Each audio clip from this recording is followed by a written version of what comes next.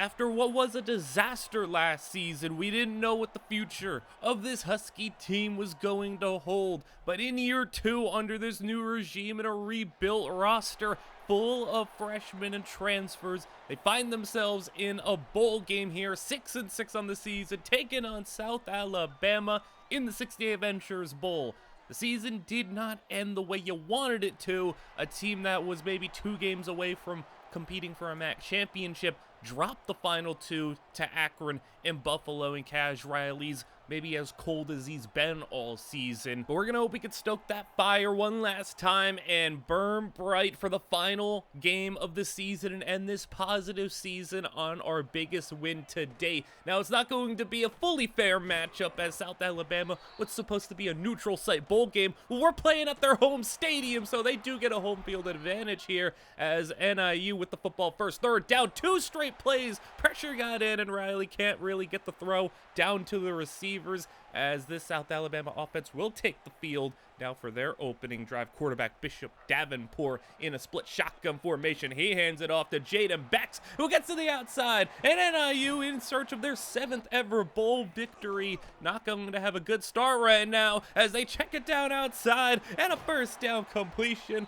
already closing in on the red zone, 22-yard line, and it's going to be a completion over the middle. Makai Miller for the slant route, 6-yard gain. Second down and 4 as Davenport down the middle, got it caught, he's fighting down to the 1-yard line, and South Alabama 1 yard out, touchdown, Jaden Becks. And it's 7-0, and the Jaguars, hot start for them. Ryley hit as he's throwing, already a 3rd pressure in for the South Alabama pass rush. Ryley taking a shot deep, in double coverage, it's knocked away. 3rd down and 10, Ryley to the air, free rusher, hit again. He's already taken 4 hits in the first 3 minutes. I don't think I need to tell you that this is not how we wanted to start our bowl game. Becks for a first down. He's already running it well. 4 carries, 36 yards for him, as there's Chambliss getting a stop to get him to 3rd down and 6. And they're throwing over the middle on a post route, picking on Armstrong. It's his final career game as they're going to go to the outside, wide open. Touchdown. And my goodness, it's not looking good right now. South Alabama destroying NIU in this first 5 minutes, but it has only been the first 5 minutes, so plenty of time as Ryley outside. There you go, Jalen Leanne getting involved in one of the top freshmen in the country from a production standpoint. Gets the first down as now handing it off to one of the other star freshmen, Roxy Kennedy. And it's 3rd down and 1 for Ryley. They send the pressure, gets it off. Kennedy for the first down grab. Feels like ever since that Buffalo game, though, Ryley's been really uncomfortable and has really compounded it with more bad mistakes and being a little bit more difficult as Ryley throws it to the outside, incomplete on 3rd down. He is as stubborn as it gets, so we'll have to settle for a field goal as Ryley, you know, we already had this little issue midway through the season where he was blaming the offensive line. We had to make some offensive line changes that helped the team out. We went on a little bit of a win streak, and then it seems like those offensive line changes are starting to unravel once more as the defense does get a stop at least, getting the football back in good field position. Roxy gonna carry for 0 yards, and now 3rd down and 10. Ryley, he's gonna just quickly scramble for it, and Ryley, yard shy, 4th and 1, keeping the offense out there. It's Amir Smith with a rare carry. He has the first down, and now from the 44-yard line, play action. Ryley is looking. He's actually got time for once, and he's gonna load up, throw it deep, and incomplete. Going for Miles Kendrick, our vertical threat, and now 2nd down and 10. Ryley, that pass just a bad one. Leanne had a little bit of space, but he just missed him. Now 3rd down and 10, as this is going to be Gary Givens, and Givens fighting for the first down. Nice effort from Givens to give us the first. Last play of the first quarter now. Ryley rolling, throwing that pass, floater up in the air, Cooper Flanagan. It's going to be one of the last times we get to say that. We say goodbye to him after this game. And Cooper Flanagan is at least going to end his NIU career with a touchdown. And nice job bouncing back. First 5 minutes were all South Alabama. And a big hit there from Miles Graham is really proving that the next 5 minutes have been all NIU. 10 unanswered. And now a first down for South Alabama. They really needed that to quiet our little storm, our little rally that we were putting together, as a loss of 3 is going to set them back. 3rd down and 13 for Davenport. He's flowing one deep, 1-on-1. Bakari Swain makes the play, and the Huskies get the stop. Jaguars back on defense. Ryley, 3 guys there. Ryley sacked all the way back at the 3. And it's 2nd and 27. Another tackle for loss backs us up to the 1-yard line. 3rd down. Ryley should not be throwing that ball. Good thing Kennedy didn't reel it in, as that would have been a safety. Now punting from our own 1-yard line. We do get it off, but I mean, it's going to be already basically in field goal range for South Alabama the second they touch this field, as now they go to Bex, spinning off a defender, but the defense has done a little bit better job against Bex after he started hot. Now thrown over the middle for a 1st down. Mekhi Miller spinning off another defender, and a 1st down inside the red zone, as they're gonna go with Davenport play action, and open man, it's Mekhi Miller. Touchdown, 21-10 your score, and a frustrated Cash Ryley, who's already been hit about half a dozen times in this first half, comes back out on the field. He's rolling. He's just gonna float one for Roxy Kennedy, and that's gonna be a gain of 7. 3rd down and 1, going with the ground game. Kennedy, 1st down, and we have just 4.5 minutes, so plenty of time in this second quarter to get something going, as Ryley rolling. Ryley seems to be defaulting to what he did in that Bowling Green game back earlier in the season, not trusting his offensive line as much. He gets 6 yards there, but on 3rd down, incomplete. He waves off the coach. He wants to go for it on 4th down in his own territory, but it works. So sometimes you get a stubborn quarterback and it works out for you. It's not always going to work out. If that didn't happen and go our way, would have been in a lot of trouble. But now 3rd down and 8. Can he keep the drive alive? And Kendrick, that was a tough ball, couldn't bring it in. Now you got to punt it. Can't go for it on 4th down and 8, still in your own territory, as South Alabama with 2 minutes to play, going to have another chance to get some more points on the board. Blitz sent in, but they get the check down outside, and Bex is not going to get far. 3rd down and 8 for the defense, as Davenport is going to just fire away a miss, and we'll get the football back with under 1.5 minutes to go. Martin Elena, one of the better return men this year in the entire college football nation, as there goes Martin Elena for a very solid return to the 35-yard line. Definitely can get a field goal on this drive. Ryley off play action, just gonna flat out miss his outlet, and Roxy just too far out in front of him. 3rd down and 10 for Ryley, as he is going to maneuver and go to Jalen Leanne, and Jalen Leanne for a 1st down right at about midfield. 47 seconds to play.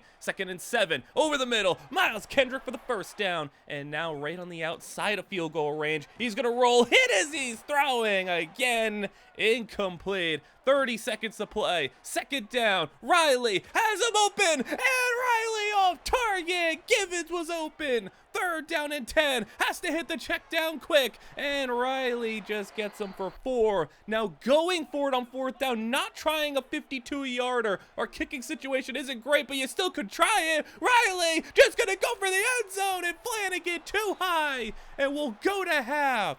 And Cash Ryley, that's the 2nd time he's kind of waved off the decision to just go and send the special teams out there. It worked the first time, didn't result in anything afterwards, but that time you could have tried a 50-yarder. 50-yard field goals haven't been great for us, but it would have been worth a try to maybe get it to a 1-score game. Instead, Ryley just chucks it to the end zone, and it's getting a little frustrating for even the teammates playing with Cash to just not listen. But, I mean, you give your quarterback that much leeway, he's going to go and have that supreme confidence, but doesn't always work out for you, especially if you don't always have the talent or the mental to back it up. As South Alabama, they're getting going on this 2nd half drive, and they're already at the 30-yard line, just 2.5 minutes in. Davenport is going to try to keep it on the read option. Defenders were there. 3rd down and 8. They're going to keep it on the ground, so Huskies force a field goal try, and it will remain a 2-score game. Kick good. 14 points down for Ryley in the offense as the kickoff back deep. Maybe Martin Elena can find his second kick return touchdown of the season. He'll field it a couple yards deep. Go to the edge, get some nice blocking, and Elena past the 30, spins it inside, and we'll have a nice 36-yard line starting field position for the offense as Roxy Kennedy. And I think Roxy Kennedy said, hey, give me the football, because whenever Roxy touches the football a significant amount, it sets up the passing game a lot better because you go play action, and Miles Kendrick gets open to the 34-yard line. Now, first down and 10, Roxy again, and Roxy Kennedy for 7 more, just little chunks, one by one. Kennedy, how about it again? 8 yards in the red zone. Best drive all game, it feels like. And Kennedy for 6 more. 6 to 8 yards every time. Third down and 5. Roxy now out of the backfield and makes a defender miss and gets the first down. Goal to go as Ryley, RPO, Jalen Lee, and touchdown. And that's what you want to see. And, well, what do you know? You take the football out of Cash Ryley's hands as much, and you force him to be a little bit more of a distributor and to follow up on play action and stuff, and it works out. But Ryley just maybe wants to be the hero a little bit too much, and it's a little bit of an internal struggle that this team has, from the coaching to the players to Cash Ryley himself. Third down and 5, pass to the outside. It is just enough for the first down, just a minute to go of this third quarter. Handing it off, and the run defense has been spectacular since that first 2 drives of the game, and the pop pass is going to lose a yard as well. Third down and 13, last play of the quarter, screen set up, and you got to track him down, but he's going to get the first down, and we head into the fourth quarter with the Jaguars winning in enemy territory as well, and another 8-yard play, as now maybe trying to get Bex going in this final quarter, but then they come across on the crossing route, and it was Armstrong who just couldn't keep up. Touchdown and another 14-point deficit. Ryley blitz sent in, gotta get something going, and there's Cooper Flanagan. Look at the downfield blocking of Miles Kendrick and Flanagan.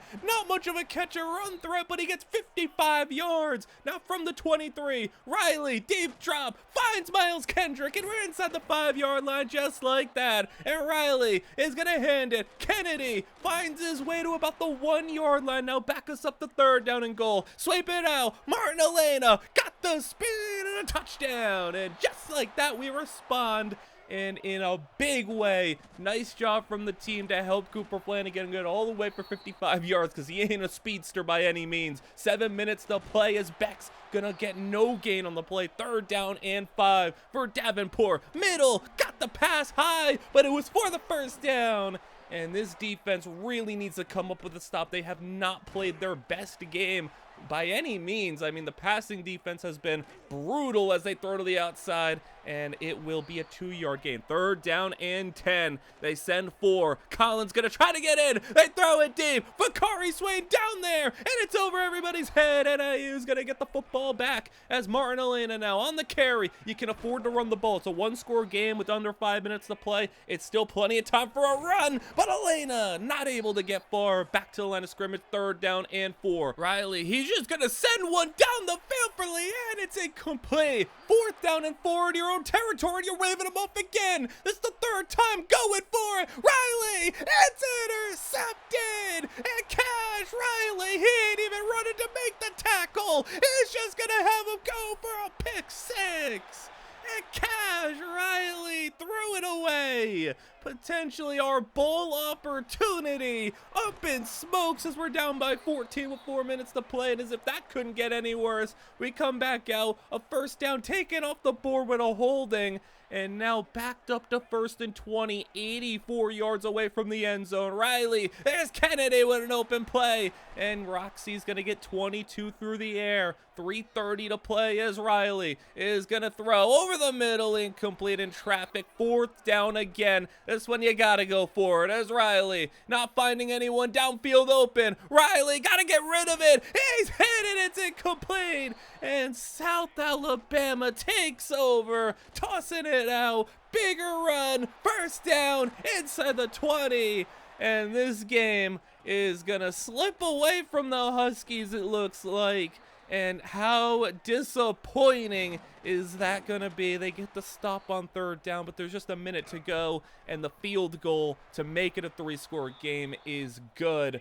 So that is going to put us down by 17 with just a minute to go. Martin Elena going to get a couple of nice plays here. One on the toss play, and then give it to him once more. Going to get his way through for another first down run. But how frustrating is it? Ryley waved them off 3 times for a 4th down. You may be saying, well, where's the coaching and the discipline and the control there? You have trust in your players to go out there and be themselves and do their thing. Sometimes it works, sometimes it doesn't, but Ryley's going to have better situational awareness. And as a coach, I mean, if your players just don't get off the field, if Ryley says, yeah, we're going for it, just get everybody in the huddle, we're not taking this leave. I mean, that happens all the time in the NFL where they're saying, no, we're going for it. But sometimes you just have to have the wherewithal to understand that that's just not the situation. Last play of the game is a nice touchdown pass from Ryley, probably his best throw all game, and I don't know where that was all day, as the 2-point conversion just to make it a single-digit game is good. But that's going to be your final 41-32. South Alabama takes a bowl victory, and NIU loses their final 3 games of the year to end cold. And in Ryley's probably worst 3 performances of the season, I would say. I mean, even though this South Alabama game, you say you only had 1 interception, it wasn't just turnovers that were the problem. It was missed passes, it was the stubbornness, it was the distrust, it was everything that is kind of one of the issues with Ryley coming out of high school anyway. There's a reason he wanted to come here. He was one of the only places, NIU was one of the only schools in the FBS that was going to give him an opportunity to be a starting quarterback when he just clearly wasn't ready to be a starting quarterback, but all he wanted was to play day 1. He got to play, but you've seen why throughout the season he just wasn't ready. He was very streaky, very up and down, and there were times where he looked spectacular, and then there were times where he looked downright ugly. And in the final 3 games, you got to see the ugly, but there were times throughout the season you got to see the special. You go on to recap the season. Georgia takes home a national championship with a massive performance. As the NIU offense as a whole, though, it was a lot better. I mean, for as much as we're maybe knocking Ryley right now, under Ryley was so much better than Jalen Macon. And when you look at 19 interceptions on the season, you have to keep in mind, I mean, 3 of those final games, he threw half of his picks, basically. He threw 9 picks in the final 3 games of the season. He had 10 in the first 10 as a whole, but the offense took a big jump. They were one of the worst offenses statistically in the nation last year. They jumped up to about a middle of the pack to even higher than a middle of the pack offense throughout the country this season, which is a massive leap for a person, Alejandro Easy, who is more of an offensive mind. Roxy Kennedy, what a job from him as a freshman. 1,100 yards, 12 touchdowns, 5 yards a carry, everything we could have asked for this team. Roxy Kennedy was, and it wasn't just that, it was also Jalen Leanne as well. 1,100 yards, 11 touchdowns for him, and Jalen Leanne lived up to his expectations. It's kind of disappointing that all 5 of his big 100-yard performances were the games we lost. Maybe that's just an unlucky bit of variance there, but I mean, it's just a weird little statistic. Cooper Flanagan, though, what a pickup. I mean, he had one of his biggest games to close his career, 950 yards. I mean, a Notre Dame tight end coming over, and we got him put to work. But Miles Kendrick as well was a nice pickup, and he really came on strong at certain points, had some really big, flashy performances, over 700 yards. And the offensive line was a little rough. We knew that coming into the year. It's going to be a big priority for us in the transfer portal and in recruiting if we could try to get some offensive linemen this time. If Ryley's going to keep complaining about the offensive line, then, I mean, we got to figure it out. Defensively, we had some really big performances. Now, when you see so many people with tackles, it's not a good thing to have that many people get tackles because of the fact that that means the defense is on the field quite a lot.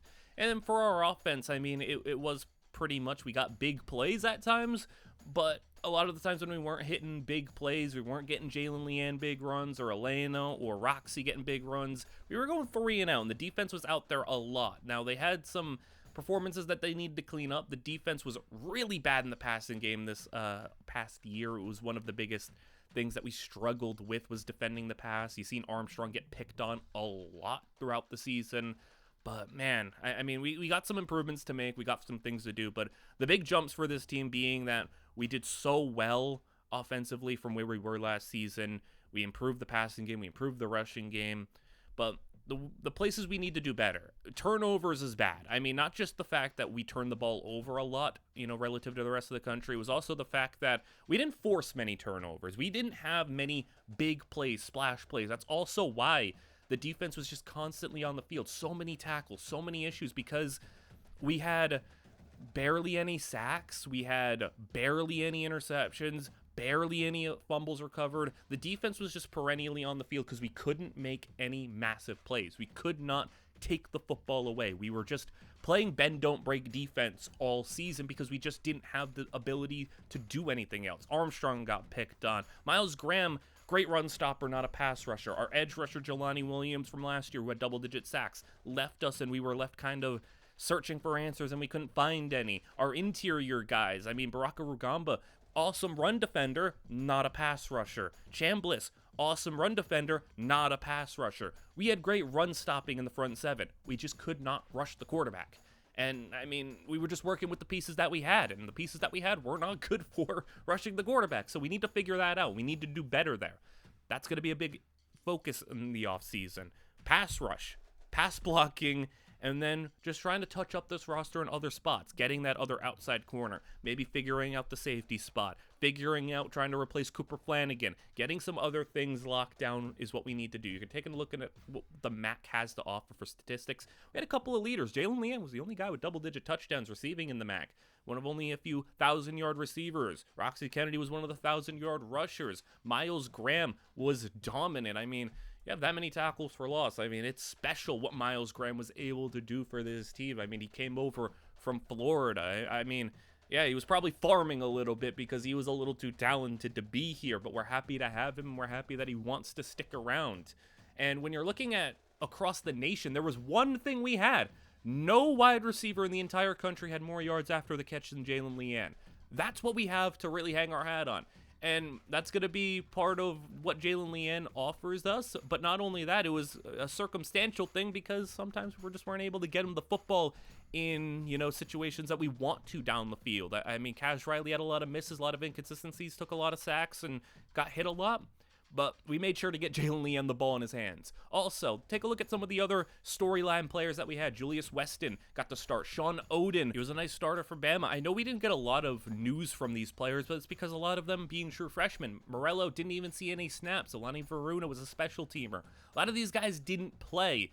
Dieter Keaton, though, did play. 500 yards, 8 touchdowns as the number 3 receiver. So, it was a matter of just not having a lot of playing time for those guys and them being in certain situations, but we'll have a lot more info on them next year, especially with the Comellas both becoming starting quarterbacks for their teams. We'll get into them a little bit later. But for graduations, we didn't have a lot of guys graduate. I mean, we had a mass exodus last year, so all the players that maybe would have been seniors this year, they transferred away already. So, we lost Cooper Flanagan, we lost Partridge, Jalen Macon, a couple of other guys, not really much. When it comes to transfers, I mean, it was nobody notable. Guys like Kruger, Ricky Taylor, a couple of other guys, they're going to be moving on, but, we didn't lose any big-name guys for us. I mean, players like what we have building here, Ryley understands that he's not going to get many starting jobs elsewhere. He's going to stay. Jalen Leanne, he's going to stay pretty loyal. We gave him an opportunity. We get to stay close to home, and we have a deal in place with Jalen Leanne. Roxy Kennedy, why would he want to transfer? I mean, he just got to run for 1,000 yards, and how many places is he going to be able to do that for?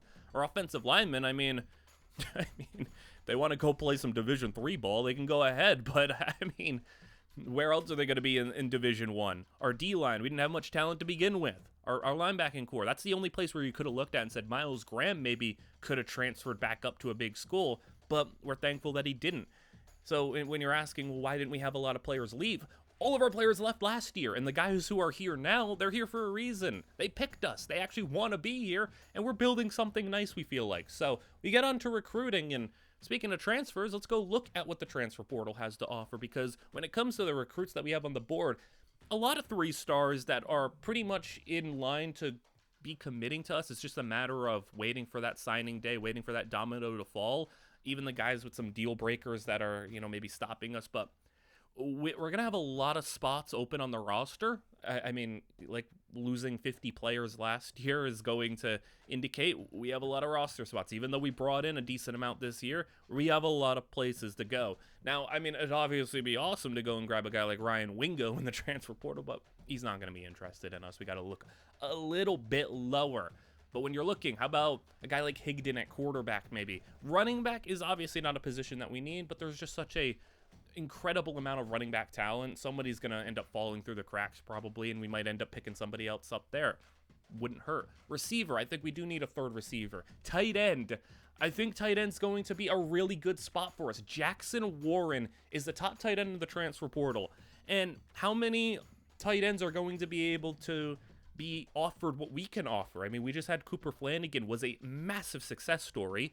He was able to go from Notre Dame, a big school, come to us and have almost 1,000 yards. And I mean, maybe he's going to go and get an NFL tryout because of it.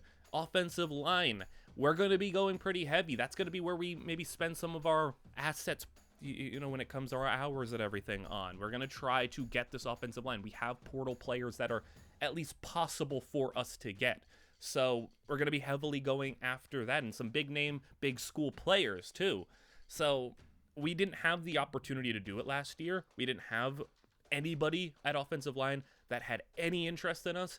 We got that this year where it's possible for us. So we got a guy like also Deron Reed, a near top 100 transfer portal player that is interested in us. And then, a guy like TJ Shanahan. I don't think we're going to be able to get a guy like TJ Shanahan, who is a little bit more of a notable player in college football, but worth a try since his career hasn't panned out to being a top tier prospect or anything.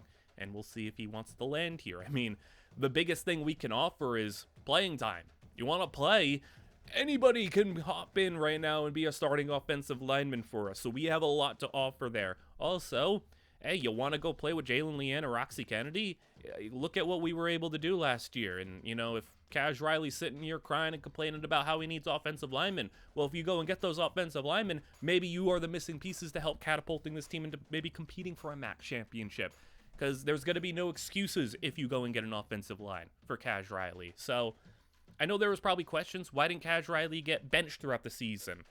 Answer that question. We know what Jalen Macon looks like. We don't want to go back. And for Cash Riley, at the very least, we can say, hey, let him get his reps.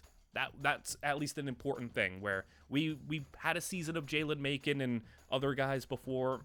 It's not good. We know it's not good. So we're just going to let the young guy get his reps, and he should be, a lot better for next season. When it comes to advancing through the first week, we missed out on a cornerback, but, we're still going to try to figure out that number 2 cornerback spot. Marco Higdon as well at quarterback isn't going to be coming on board either. So it's not looking like we're going to be able to bring in a transfer portal quarterback to really rival Cash Riley, and we're going to just kind of keep things very much in-house. Riley was one of a few quarterbacks to commit to us last year, so it's not like we don't have anybody else potentially, and we'll see what kind of jumps they take when, we develop guys throughout the offseason. But overall, we're looking pretty decent. We added another guy on the portal for a wide receiver.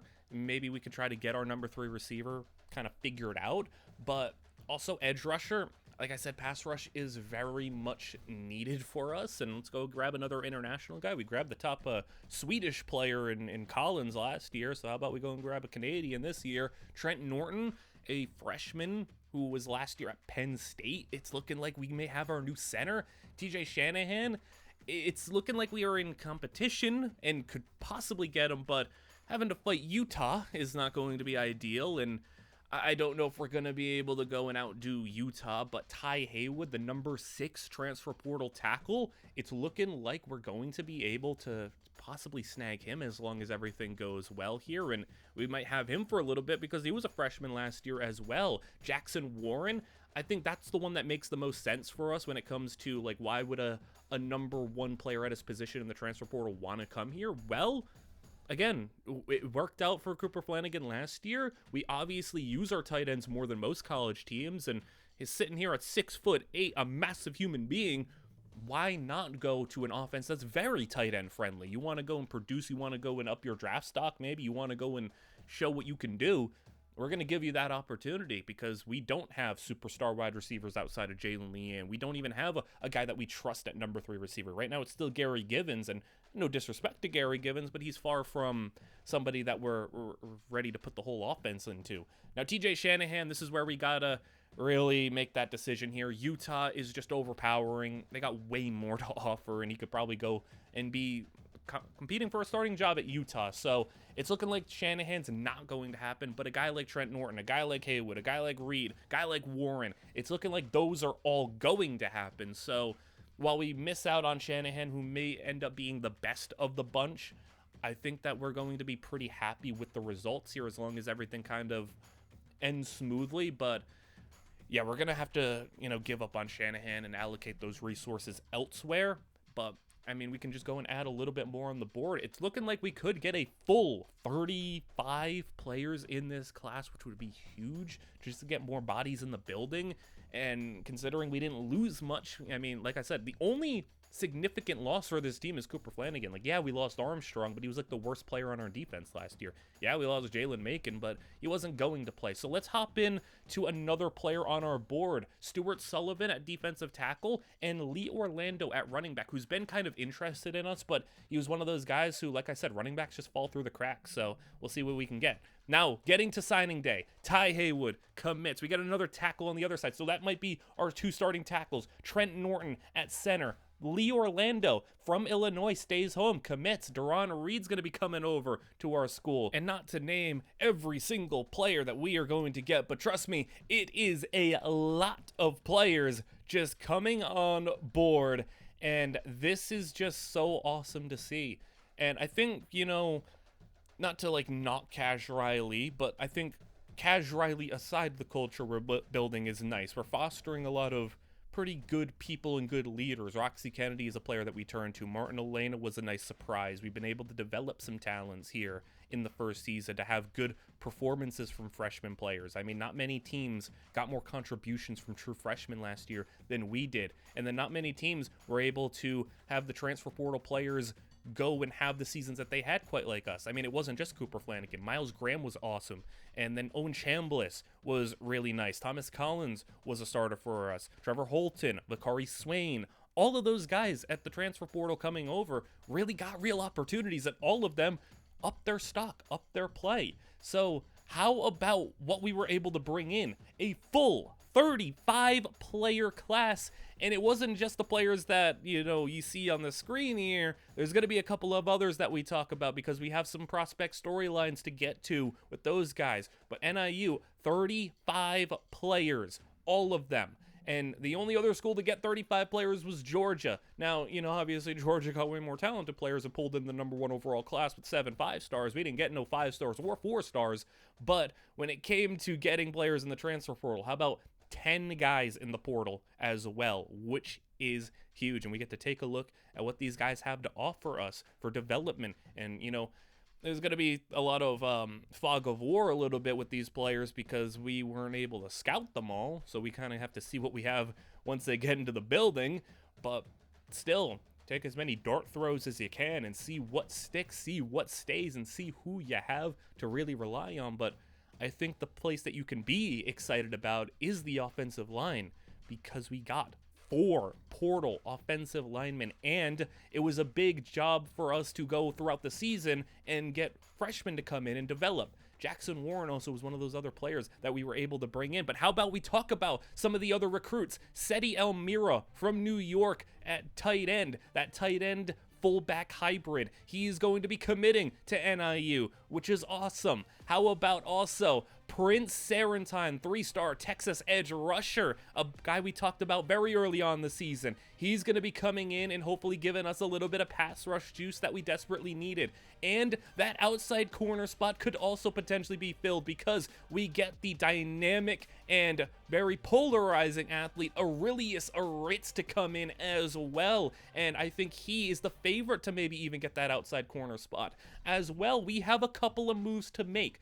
Trevor Holton, this team really needs cornerback help, and Trevor Holton is a better man cover player than he is a zone cover guy. I think Holton in the nickel is actually the way to go. Trevor Holton's going to make the move to corner, but he's going to play nickel safety hybrid for us. He's going to be moving around a little bit. And with that, we move Shaq Alba out to free safety. And then at strong safety, we'll have a bit of an open competition here. One of the guys in the safety room who is a bit of a pleasant surprise, a little bit of an athlete here. How about Dante Searcy, who could maybe be a bit of a piece for this team down the line? This is a guy we thought would maybe be playing linebacker for us, but I think he's a better safety, and he's going to be moving there. Shaq Alba, upgrade a dev trait. That's cool to see, but it's not just Shaq Alba. How about also a well-deserved Miles Graham dev trait upgrade, and he's going to be up to elite development now. So let's take a look at the jumps for this team. And a bit of a surpriser. How about the biggest jump we see? Roy Tiffin, a 2-star quarterback from last year, jumps up plus 16. Ryley's still the best quarterback here on the squad, but maybe we have a little bit of competition here. JD DeVoe was the 3-star that we were maybe more excited about last year. He didn't take as much of a jump. And then a really big surprise, Lee Orlando is one of our best players on the team. Jackson Warren is really nice. The offensive line looks a lot better. I know I'm going through this pretty quickly, but you're going to get properly introduced to this team in full for what they were able to do throughout training camp, spring ball. We're going to have that for you. On top of that as well, we'll get to the other draft story players in a bit, but we have a lot to cover here. So let's introduce you to the NIU squad for season 3 properly. Ryley made some strides as he had a lot of opportunity to have those growing pains as a true freshman. Now as a sophomore, he should be a little bit more stable, and we're hoping that streaky play doesn't rear its ugly head. But the biggest question with Ryley has always been the mental side of things. Can he just calm the heck down a little bit and work with the team that he has? Or will he implode and we have to turn things to the very unspectacular armed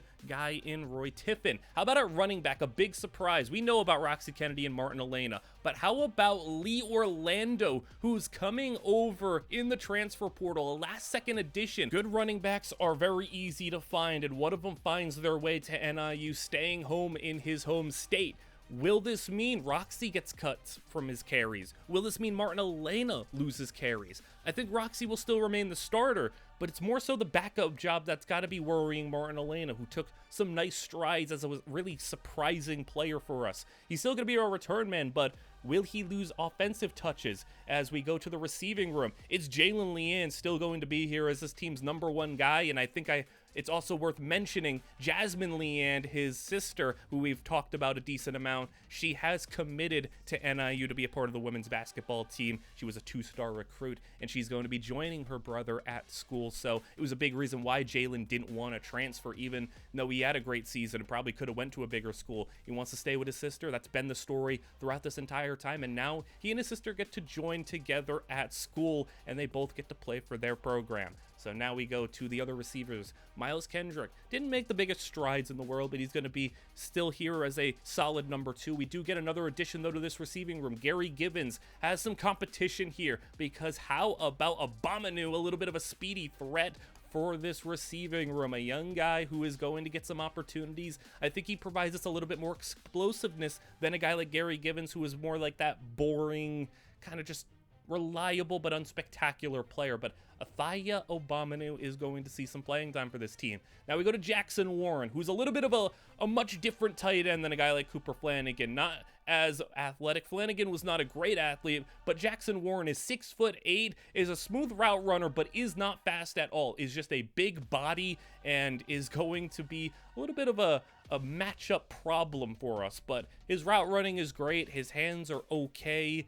He's maybe not as spectacular as a Cooper Flanagan, but he's a big target that's going to be really difficult for teams to adjust to, and we're going to see what he's able to do for this team. The offensive line, we raised the floor massively. Ty Haywood, he's already maxed out and everything, but he's still much better than anybody else who we have. Trent Norton at center. For Penn State, he's coming over. Wasn't ever going to develop into a big-time starting center for them, but he will be a starter for us. The only returning starter we have is just one guy. Ross Legal is going to be our weak link. He was one of our strongest offensive linemen last year. Now, as a weak link, he's going to be settling in pretty nicely. Zach Owens is the big star on this offensive line. At an 83 overall, he's going to be huge for us, and we have 4 new starters as a whole in the transfer portal. Then we go to the defense. How about Reed coming over as one of the top players interested in us in the portal? He is a massive human being. You can see how big he is, and his pass rushing ability is going to help us out a little bit. He's going to be one of the more talented players that we have on this roster. Thomas Collins, we know about him. He'll be back as a starting defensive tackle for this team. Didn't really take a big leap up or anything, but we know what we have in him. As then we go to the other side of the transfer portal for this tackle spot. Baraka Rugamba is going to be splitting some time now because we have Stuart Sullivan, who has more run-stopping ability as well. Again, not much of a pass rusher, but Baraka Rugamba, we're still waiting on his development to really have him break through as this team's nose tackle. He was a really big riser and shiner in last year's spring ball. He was just okay this time around, but still he's going to be seeing some playing time at nose tackle for this team, and we have a little bit more ability to line up with 3 interior defensive linemen if we want to. Owen Chambliss going to be back as this team's starting linebacker. A starting linebacker trio that we are really confident in. Chambliss had a really solid season, even though he was maybe overshadowed by a guy like Miles Graham. He was pretty nice. Frank Stye, another guy who we really are excited about for the future. He's going to be back as a second-year starter. And now Miles Graham, this team's defensive leader, is going to be here for another season, and what a job he was. One of the most productive linebackers in the country last year. We're so happy he stayed around, and we're going to see what he does next season, how he tries to one-up it. Trevor Holton, big switch for him, playing nickel corner. He's going to be playing a little bit on the outside in those 2 corner formations, but making the switch to corner, it's stylistically and schematically and skill set wise made a lot more sense for him to be playing cornerback, being that he's a better man cover player than he is in zone. We kind of had him play safety just out of necessity to have somebody in the back line that we can trust, but we hope that we can trust the guys that we have on the roster now. Bakari Swain going to be this team's primary corner, the guy who's still going to be seeing the #1 matchups. Was pretty solid last year, and we're going to hope he continues to build on his career here with the Huskies, as he was one of the more talented recruits coming out of the nation once upon a time, but now finds himself as the Huskies corner. Shaq Alba going to be making the move to free safety. He was a strong safety last year and was okay. He was pretty solid, to be honest. A lot of tackles, but